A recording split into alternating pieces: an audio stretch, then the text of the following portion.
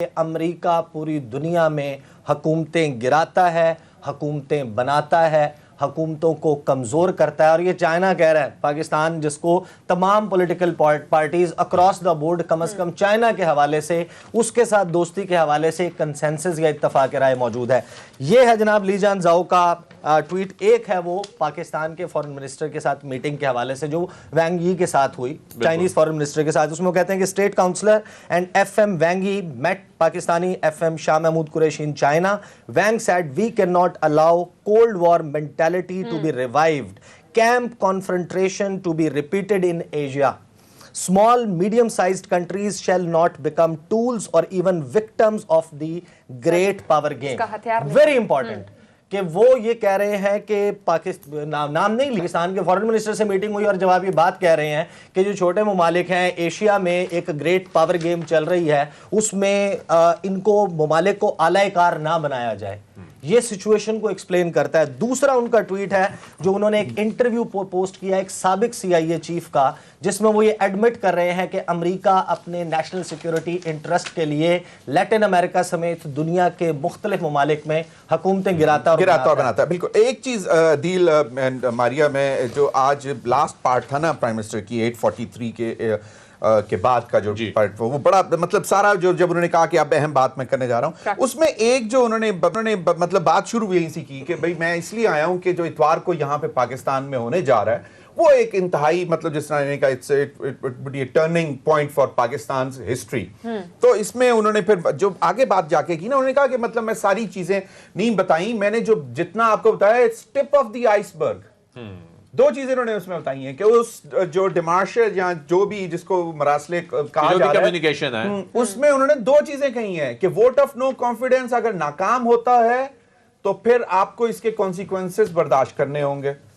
دوسری انہوں نے کہا کہ رشیا کے حوالے سے انہوں نے کہا کہ مجھ پہ جو الزام لگایا گیا کہ میں اپنی مرضی منہ اٹھا کے چلا گیا نا، یہی کہا انہوں نے واضح کر دیا کہ انہوں نے کہا اٹ واز اے کنسنسس، میں نے تمام اداروں سے مشاورت کی، نہ سوا کہ جو سٹنگ مطلب آفیشلز تھے، چاہے وہ سول کے ہوں چاہے وہ ملٹری ہوں، بلکہ انہوں نے سابق ریٹائرڈ الزام پرائم منسٹر پہ لگایا کس نے کہ وہ اپنی مرضی سے منہ اٹھا کے یہ ایک پرسپشن ہے نا کہ شاید کوئی عدیل معذرت سے I was there، اور یہاں پہ پاکستان کے میڈیا میں بیٹھے ہوئے لوگ باتیں کر رہے تھے کہ یہ کیوں چلے گئے، ان کو نہیں معلوم تھا کہ اچھا یہ دوسری طرف کہتے ہیں کہ یہ سلیکٹڈ ہیں، پپٹ ہیں، اپنی مرضی سے کوئی کام نہیں کرتے، جو کرتے ہیں وہ آرڈر کہیں سے آتا ہے، جنہوں نے سلیکٹ کیا ان کے اشاروں پہ چلتے ہیں، پھر یہ کہتے ہیں کہ یہ اپنی مرضی سے چلے گئے۔ ایک ڈیسائیڈ کر لینا آپس میں، طے کر لیں کہ وہ سلیکٹڈ ہیں یا نہیں۔ زمین صاحب آپ وہاں پر اس وقت رشیا موجود تھے پرائم منسٹر کے ساتھ، تو اس وقت ظاہر ہے جب جنگ شروع ہو چکی تھی، یوکرین پر حملہ ہو چکا تھا، تو کیا وہاں پر اس وقت کوئی پریشر تھا، کوئی ایکسٹرنل پریشر خاص طور پہ کہ جی یہ دورہ کینسل کریں؟ اس وقت وہاں اس وقت کیا ایکسپریشنز کیا تھے ہمارے جو تھے وہاں پر پرائم منسٹر؟ جی they were very comfortable۔ اس کی وجہ یہ تھی کہ دیکھیں میں پیوٹن سے ملاقات کے بعد کی چلی میں بتاتا ہوں کہ اس کی وجہ کیا تھی کہ why they were very comfortable اور کہ بڑے خوش تھے۔ پیوٹن نے واضح طور پہ عمران خان صاحب کو یہ کہا تھا، اب مجھے نہیں معلوم کہ یہ کہیں رپورٹ ہوا ہے یعنی شاید ہوا بھی ہو، کہ جی آپ اگر نہ بھی آتے نا تو آپ کی میں ہمت کی داد دیتا ہوں، آپ نے فیصلہ کیا تھا کہ آپ نے آنا ہے، آپ آئے ہیں، بہت خوشی ہوئی ہے۔ باقی یہ تمام یہ ایجنڈے پہ جو چیزیں ہیں نا، یہ اب مجھ پہ ایک طرح سے قرض ہے، we will do something beyond this agenda for you. So this was something which was بہت بڑی بات ہے نا کہ آپ کو ایک بندہ وہ کہتا ہے یار اگر آپ نہ بھی آتے تو مجھے افسوس نہ ہوتا، کیونکہ انٹرنیشنلی پاکستان کی حیثیت کیا ہے؟ عیسیٰ آپ نے اتنا عرصہ مطلب فورن افیئرز کو رپورٹ کیا ہے، ٹریول کیا ہے، دیکھا ہے سب کچھ، اور ڈپلومیٹس کے ساتھ انٹریکشن کیا ہے، کیا آپ یہ سمجھ مطلب مجھے یہ لگتا ہے کہ جو پرائم منسٹر نے مطلب یہ دو چیزیں انہوں نے کہا یہ ٹپ آف دی آئس برگ جو میں آپ کو بتا رہا ہوں، اور بہت کچھ ہے۔ دیکھیں میں آپ کو ایک بات بتاؤں کہ جو ایک ہسٹری ہے اس گورنمنٹ کی، اب ایک ڈیبیٹ ظاہر ہے کہ جنریٹ ہوگی اس کے اوپر ضمیر صاحب، کیونکہ ایک اوپینین ڈیوائیڈڈ اوپینین ضرور موجود ہوگا۔ بہت سارے لوگ ہوں گے جو کہیں گے کہ امریکہ بہادر، امریکہ جیسا بڑا ملک، اس کا انٹرنیشنل کلاؤڈ، اس کا انفلوئنس، کس طریقے سے پاکستان جیسا ملک یہ سب کچھ کر سکتا ہے، اور وہ اس میں بہت سارے ویلڈ آرگومنٹس بھی آپ کو سننے کو ملیں گے کہ کیا درمیانی طریقہ کار ہو سکتا ہے کہ آپ اپنی ایک انڈیپینڈنٹ فورن پالیسی بنائیں امریکہ باہر سے بیٹھ کے آپ پر اپنے فیصلے صادر نہ کرے. یہ بحث ضرور ہوگی, لیکن اس میں دونوں اینڈز جو ہیں ان کے اوپر بات ہونی چاہیے, صرف ایک اینڈ نہیں. ظاہر ہے کہ پاکستان کی ایک جو فورن پالیسی ہے اس میں 70-74 سالوں میں آپ کے ریجنل اپروچ کا فقدان تھا. آپ کا روس کے ساتھ, آپ کا ایران کے ساتھ, آپ کا جس قسم کا تعلق ایون افغانستان, انڈیا اور چائنا کے ساتھ, یہ کس قسم کا تعلق تھا؟ کیا پاکستان جو ہے وہ انڈیپینڈنٹلی بغیر کسی باہر کے کسی اور ملک کے انفلوئنس کے ان سے تعلق رکھے ہوئے تھا؟ نہیں رکھے ہوئے تھا. پاکستان کی کتنی کنیکٹیوٹی ہے سینٹرل ایشین کنٹریز سے؟ 73 سال میں ہمارے 959 کلومیٹر کا بارڈر ہے ایران کے ساتھ. آپ کی ایک بارڈر اوپننگ تھی تافتان کی. اس گورنمنٹ میں 2 مزید کھلی ہیں, گبد رمضان اور مند پیشین, 4 مزید کھلنی ہیں. یہ آپ کی بارڈر اوپننگ کا اور آپ کی کنیکٹیوٹی کی صورتحال تھی. وجہ کیا ہے کہ بہت سارے ممالک کہتے ہیں کہ آپ ایران سے تعلق نہ رکھیں. پھر آپ نے جو I T I project start کیا, یہ تو مسنگ تھا نا. اب یہ ایران پاکستان انڈیا جو گیس پائپ لائن تھا, ایران نے اپنا پورا کر لیا تھا. اس کے اوپر ایک ڈیبیٹ سٹارٹ ہوگی. بہت سارے لوگ کہیں گے کیونکہ ان کے پاس آئی ایم ایف ہے, ان کے پاس ایف اے ٹی ایف ہے, ان کے پاس G S P plus status ہے, ان کے پاس U S commission for international religious freedom ہے. وہ لسٹ بناتے ہیں state sponsors of terrorism list, جس میں خرطوم کو پہلے رکھا جاتا ہے, اور جس دن خرطوم ڈیسائیڈ کرتا ہے کہ ہم نے اسرائیل کے ساتھ تعلقات نارملائز کرنے ہیں, تو اچانک مائک پومپیو وہاں پر پہنچتے ہیں اور خوشخبری سناتے ہیں تالیاں بجا کے, جناب خرطوم تو بہت اچھا ہے, یہ تو ٹیررسٹ ہے ہی نہیں. تو کیا ثابت ہوا کہ یہ آرم ٹویسٹنگ کا ٹول ہے. یہ امریکہ استعمال کرتا ہے چھوٹے ممالک کو دبانے کے لیے, ان سے فیصلے کروانے کے لیے. ایک چھوٹی سی ایک چیز ایڈ میں کرنا چاہوں گا, چھوٹی سی.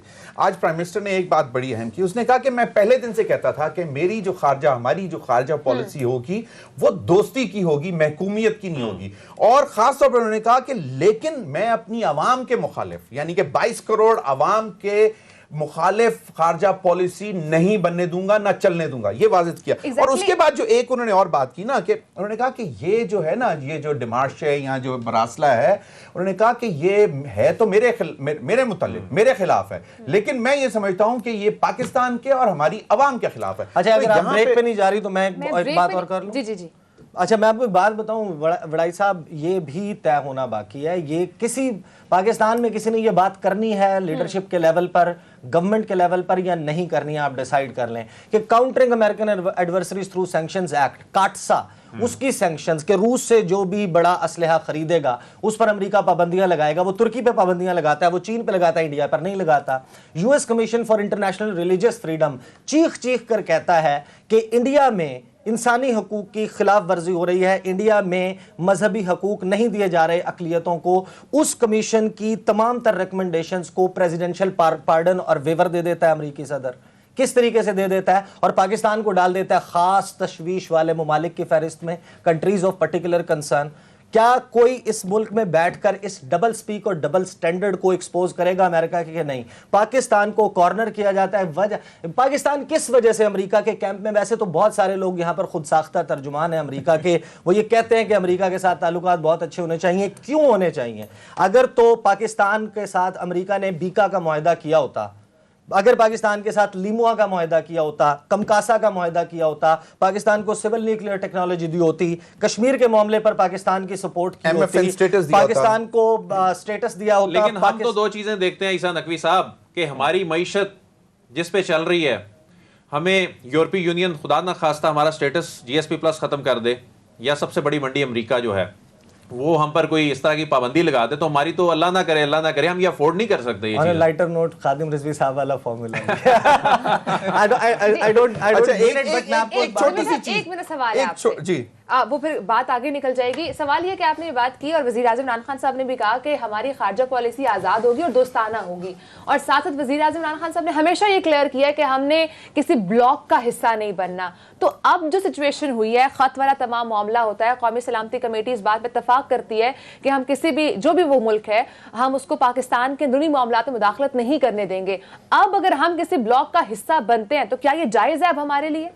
دیکھیں ہر ملک کو یہ جو ہے آزادی حاصل ہے کہ وہ کسی بھی وقت اپنے انٹرسٹ کے لیے کسی بھی بلاک کا حصہ بن سکتا ہے اور کسی کے دباؤ میں نہیں آنا چاہیے. یہ ایک آزادانہ فارن پالیسی ہے. ٹھیک ہے, اگر آپ کا انٹرسٹ, فرض کریں اس وقت آپ کے انرجی سٹارفڈ ملک ہیں, آپ کو سب سے زیادہ ضرورت ہے انرجی کی, پہلی دفعہ کہا جا رہا ہے کہ شاید ان گرمیوں میں بھی گیس کی لوڈ شیڈنگ ہو.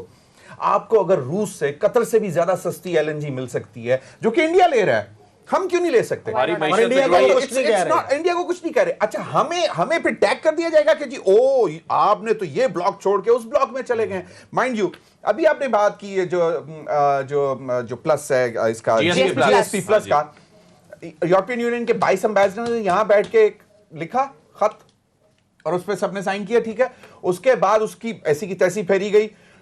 ای یو کے یونین کے پریزیڈنٹ کا پرائم منسٹر عمران خان کو فون آ گیا, اس پہ بات ہوئی اور انہوں نے کہا کہ نہیں آپ فکر نہ کریں, لیکن ہم یہ چاہتے تھے کہ آپ, انہوں نے عمران خان نے ان کو بھی کہا کہ بھئی میں کوئی اس انٹرسٹ میں نہیں ہوں کہ روس اور یوکرین کی جنگ ہونی چاہیے تھی. میں تو وہاں پہ بھی پیوٹن کو بھی کہہ کے آیا تھا کہ ٹیبل پر بیٹھ کے معاملات طے کرو, کیونکہ جنگ کسی کے بھی حق میں نہیں ہوتی ہے.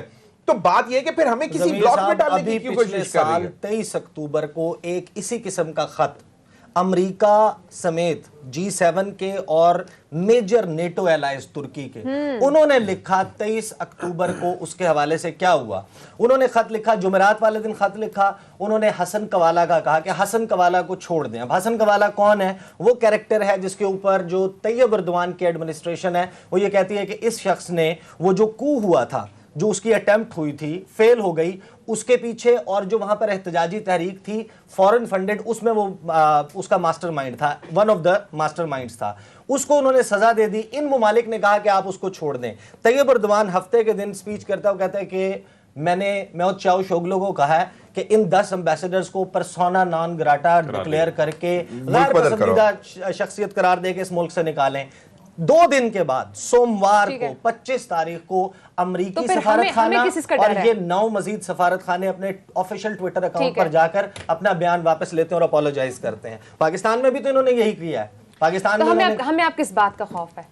دیکھیں خوف ظاہر ہے کہ پھر یہ تو ہے نا, دیکھیں وہ عمران خان صاحب نے بتایا ہمارا معیشت سب سے بڑا چیلنج ہے, اور میں بات کر رہا تھا معیشت ہمارا توانائی کے بحران سے جڑا ہے. آپ کی انڈسٹری کیسے چلے گی جب ملک میں توانائی کا بحران ہوگا؟ یہی تو میں کہہ رہا ہوں نا. تو پھر بھائی ہم کیوں نہیں گیس لے سکتے؟ وہ پائپ لائن پڑی ہے بالکل ہمارے دروازے کے اوپر, ایران نے بنا کے رکھی ہوئی ہے, تیار پڑی ہوئی ہے, ہم نے صرف اس کو اٹھا کے سوئی کے ساتھ لگانا ہے.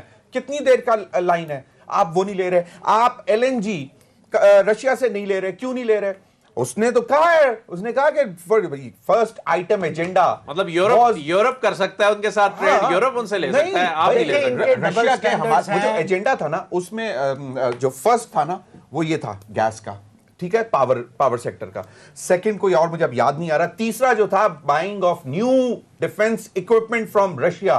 تو آج یہ کون کہہ سکتا ہے, یہ بولیں گے ہمارے جو چیمپئنز جو اس وقت عمران خان صاحب کے ساتھ کھڑے ہوئے ہیں کہ یہ ڈیفنس کے حوالے سے اگر کسی ایجنڈے میں کوئی چیز آتی ہے تو کیا عمران خان خود گھر سے لکھ کے جاتا ہے؟ اچھا میں آپ کو ایک بات بتا دوں بڑائی صاحب, مسئلہ صرف موجودہ پرائم منسٹر نہیں ہے, یہ بھی میں آپ کو یہ کسی اس میں نہ رہے. اچھا آپ نے 23 مارچ کو, یہ ہم بیٹھے ہوئے ہیں اسلام آباد میں, ہم ریڈ زون میں بیٹھے ہوئے, تھوڑا سا دور جائے فیض آباد کے ساتھ پریڈ گراؤنڈ ہے, وہاں پہ آپ نے ایک مارچ کی, آپ نے ایک پریڈ کی 23 مارچ کو, جس طریقے سے ہوتی ہے ہسٹوریکلی.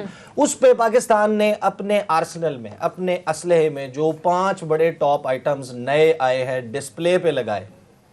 طیارے جیسے JF-17 تھنڈر کا variant, howitzers, HQ-9 missile defence system جو ان کا چائنا سے آیا ہوا ہے, وہ آپ نے لاکہیڈ مارٹن کا کوئی آئٹم نہیں لگایا. یہ بہت بڑا مسئلہ ہے. آپ نے ڈیفنس پرچیزنگ چائنا کی طرف شفٹ کر دی ہے. میں آپ کو بتا رہا ہوں کہ یہ بہت بڑا مسئلہ ہے. آپ جس وقت تک امریکن ڈبل سپیک اور ڈبل سٹینڈرڈز کو کال آؤٹ نہیں کریں گے, آکس الائنس انہوں نے لانچ کیا 15 ستمبر کو جو بائیڈن نے.